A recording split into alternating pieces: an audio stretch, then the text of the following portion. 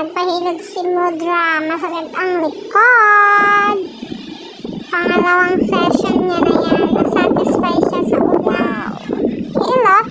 At binalikan natin yung lamig. Ayan. Kaya hilot-hilot.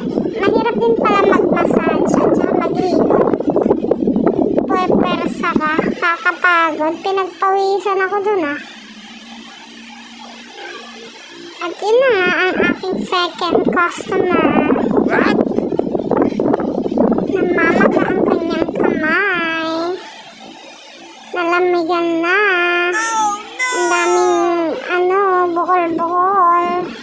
Mga lamig. Yan. Napapadighay ako kasi lamig yata. Ayan, aray daw. Aray. Sige, tiisin mo. Masakit. Namamaga, diba? Papahilot eh. Kailangan magtiis. Tiis yan. Ayan.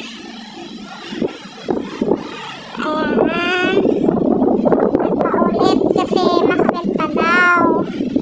Kaya inulit ko. And then, thank you for watching. Please like and share for more updates.